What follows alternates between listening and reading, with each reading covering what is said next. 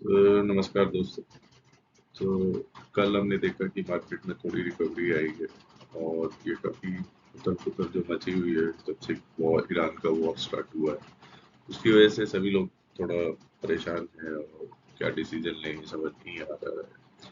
तो जहाँ पे व्लादिमीर पुतिन ग्लोबल एनर्जी संकट की बात कर रहे हैं, वहीं पे डोनाल्ड ट्रंप की जो स्टेटमेंट है उसने जो क्रूड ऑयल के प्राइसेस हैं उनको स्टेबलाइज करने में थोड़ी मदद करी है। तो आज इस प्री मार्केट रिपोर्ट में हम ये देखेंगे, थोड़ा समझने की कोशिश करेंगे कि निफ्टी और हमारे बैंक निफ्टी और बाकी इंडेक्सेस है वो कहाँ जा सकते हैं और किस तरीके से हमारे को लेवल्स देखने हैं, राइट। और एक है कि हिस्टोरिकली हाई हमारा अभी रिसेंट हाई में इंडिया विक्स जो है वो 23 के पास तक गया था, अभी 20 के आसपास तक आ गया है, राइट। वोलेटिलिटी का भी हम थोड़ा चर्चा करेंगे कि हमारे क्या लेवल्स हो सकते हैं अकॉर्डिंगली।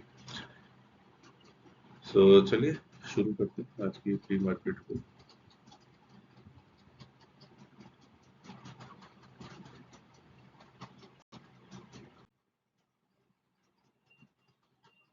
कल की शानदार रिकवरी के बाद आज भारतीय बाजार एक कंसोलिडेशन फेज यानी ठहराव के दौर में प्रवेश कर रहे हैं।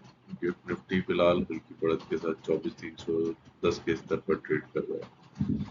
कल रात अमेरिकी बाजार स्थिर रहे, लेकिन अभी कहानी बदल रही है क्योंकि युद्ध के डर से निकलकर अब हम स्टैगफ्लेशन की वॉच की ओर बढ़ रहे हैं। तो आज का बड़ा सवाल ये रहेगा कि क्या निफ्टी जो है वो 24,000 के लेवल के ऊपर टिक पाएगा, राइट। और दुनिया भर की नजरें रहेंगी क्रूड ऑयल के स्तर पर कि वो 90 डॉलर के आसपास स्टेबल होता है या उसमें फिर से बढ़त देखी जाती है। तो भारत के लिए इस वक्त सबसे बड़ी राहत ये है कि कच्चे तेल की कीमतों में गिरावट है। दैट इज कि हमारा ब्रेंट क्रूड का जो प्राइस है वो 87.8 प्रति बैरल के पास तक पहुंच गया है, जो सोमवार के अपने उच्चतम स्तर से 11% नीचे है। पर स्ट्रेट ऑफ हॉर्मुज जब तक ब्लॉक रहेगा तब तक चांसेस हैं कि स्टेबल होने के बाद प्राइजेस ब्रेंट क्रूड के बढ़ सकते हैं, दोबारा से 120 को टच कर सकते हैं कि नहीं वो तो समय ही बताएगा। बट हाँ, अभी मनोवैज्ञानिक स्तर जो $100 का है उससे नीचे ही अभी हम ऑब्जर्व कर रहे हैं। तो ये हमारे मेट्रो डेटा के लिए अच्छी बात है क्योंकि भारत सरकार ने फिलहाल पेट्रोल और डीजल की कीमतों में कोई बढ़ोतरी ना करने के संकेत दिए हैं। हालांकि गैस सिलेंडर के जो प्राइसेस है, घरेलू गैस के प्राइस है, वो 60 रुपए तक हमने देखा कि अभी पिछले 2 दिन में बढ़ाए गए हैं और रैशनिंग भी अप्लाई कर दी गई है। हालांकि देखा जाए तो पेट्रोल और डीजल की कीमतों में अगर बढ़ोतरी नहीं करते हैं तो उससे थोड़ा हमारा घरेलू महंगाई जो है वो कंट्रोल में रह सकती है। इन्फ्लेशन थोड़ा सा रेगुलेटेड रहेगा, बट देखना ही है युद्ध ये जो ईरान का है और स्ट्रेट ऑफ हॉर्मुज का जो ब्लॉकेज है ये कितना लंबा खींचता है, क्योंकि उसी पे आधारित है। अगर लंबा खींचेगा तो डेफिनेटली हमारे प्राइजेस, खासतौर से इन्फ्लेशन जो है उसमें बढ़ोतरी देखी जा सकती है।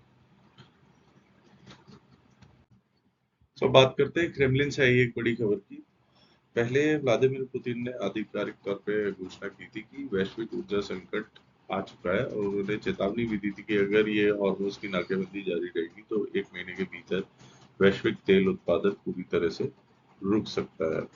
हालांकि पुतिन ने यूरोप की ओर हाथ भी बढ़ाया था और कहा था कि अगर प्रतिबंधों पर पुनर्विचार किया जाएगा तो रूस फिर से ऊर्जा के सहयोग के लिए तैयार रहेगा।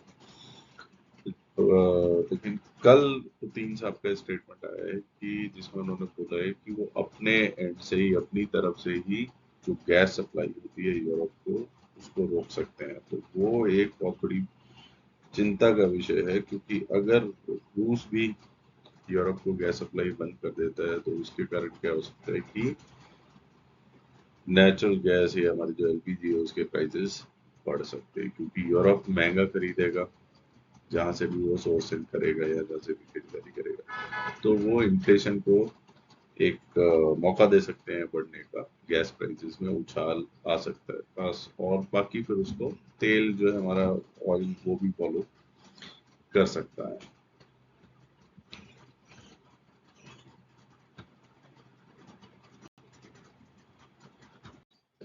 अब थोड़ा विक्स के ऊपर डिस्कशन कर लेते हैं। तो कल 23.36 के लेवल तक इंडिया विक्स शूट अप कर गया था, उसके बाद फिर वो गिरता ही गया है और 18 के आसपास जाके बंद हुआ है, राइट। तो इसको थोड़ा हमें ध्यान रखना है कि अगर विक्स 23 के ऊपर जाता है तो जो हमारे डेरिवेटिव्स में खासतौर से ऑप्शन के प्रीमियम है वो काफी महंगे हो जाएंगे। और एक हम अगर हम रिटेल ट्रेडर हैं तो बायर्स के पर्सपेक्टिव से खासतौर से कि वो बहुत ज्यादा महंगे हो जाएंगे, तो एक लॉट ही हमें काफी कॉस्टली पड़ेगा। दूसरा, अगर विक्स में फॉल आता है या विक्स कम होना स्टार्ट हो जाता है तो प्रीमियम बहुत जल्दी नीचे होंगे, तो उस चीज का हमें ध्यान रखना है। और क्योंकि विक्स हाई है तो इंडेक्स में बड़े मूवमेंट्स हो सकते हैं, हो भी रहे हैं। 100 से 200 पॉइंट की उठापटक आम बात हुई है। तो ये हमें ध्यान रखना है कि बहुत सोच समझ के हमें चलना है। पैसा हमारा है, हमें अपने पैसे की मतलब रक्षा करनी है, रिस्क मैनेजमेंट पे भी ध्यान देना है, राइट। और छोटे स्टॉप लॉस के साथ ट्रेड ना करें कि मूवमेंट ही इतनी ज्यादा है तो वो जो स्टॉप लॉस है वो हिट हो जाना है। तो आप एटीआर को रेफर कर सकते हैं। ये टू रेंज जो होती है कि मार्केट की मूवमेंट कितनी चल रही है उसके अकॉर्डिंग अपना स्टॉप लॉस वगैरह जैसा भी आपको सही लगता है अंडर सुपरविजन ऑफ गाइडेंस को देख सकते हैं, कर सकते हैं, राइट। एंड बाजार की वोलाटिलिटी आराम से हिट कर देगी जो भी स्टॉक लॉसेस हैं। और पोजीशन साइज का ध्यान रखें क्योंकि वोलाटिलिटी ज़्यादा तो मिनिमम रखें या ट्रेड नहीं करें तो ज़्यादा अच्छा रहेगा, पैसा आपका बचा रहेगा, राइट। और अगर है भी कि हाँ हमें ट्रेड करना है, मूवमेंट आ रही है, दिख रही है आपके अपने एनालिसिस के ऊपर, तो फिर ठीक है ना, पोजीशन साइज का ध्यान रखें बस, राइट। तो अब आगे बात करते हैं विदेशी और घरेलू निवेशकों के अप्रोच पे। तो खींचतान दोनों के बीच में जारी है। कल एफआईज ने 4,672 करोड़ की बिकवाली की थी, सेलिंग करी थी, राइट। लेकिन अब अच्छी बात बस यही कह सकते हैं कि ये जो सेलिंग है इसको एब्जॉर्ब डीआईएस कर रहे हैं जिन्होंने 6,333 करोड़ की बाइंग करके बाजार को थोड़ा संभाला है। एडीआर और जो हमारी अमेरिकन डिपॉजिटरी रिसिप्ट्स है वहां पे अगर देखेंगे तो मोस्टली एचडीएफसी बैंक 1% से ग्रीन में है। नेचुरल है कि इतनी सेलिंग आएगी तो थोड़ा सा रिकवरी बनती है, तो 1% अभी ग्रीन में है।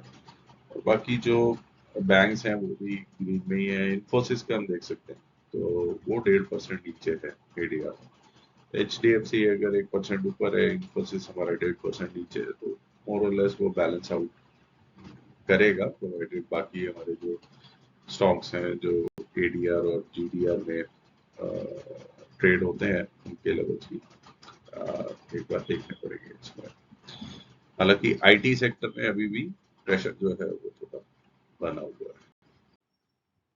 तो चलिए लेवल्स को थोड़ा देख लेते हैं। निफ्टी के केस में 24,000 का जो लेवल है बहुत ज्यादा एक साइकोलॉजिकल सपोर्ट बहुत स्ट्रॉन्ग बना हुआ है। तो निफ्टी अगर 24,100 से 23,950 के ऊपर है तो ऊपर की मूवमेंट हम देख सकते हैं। ऊपर की तरफ 24,450 को तक जा सकती है और उसको पार करना भी इम्पोर्टेंट है क्योंकि वो एक काफी बड़ा रेजिस्टेंस है, चुनौती बनी हुई है। बैंक निफ्टी के केस में 57,800 के जोन पर थोड़ा हम ध्यान रखेंगे। अगर 58,600 के ऊपर हम टिकते हैं तो 59,200 तक की शॉर्ट कवरिंग पॉसिबिलिटी देखने को मिल सकती है।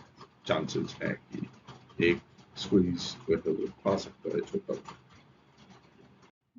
फाइनली अगर हम समराइज करते हैं इसको कि भाई आज क्या रहने वाला है और क्या हमारा व्यू रहेगा या हम किस तरीके से अप्रोच करें, तो मोटा मोटी कंसोलिडेशन और सिलेक्शन की तरफ है मार्केट। खासतौर से दो प्रोमिनेंट सेक्टर है, एक ऑटो सेक्टर और एक बैंक में खासतौर से एक्सिस और आईसीआईसीआई को हम ऑब्जर्व कर सकते हैं क्योंकि काफी अच्छी इन्होंने मूवमेंट शो किया था टुवर्ड्स द पॉजिटिव साइड।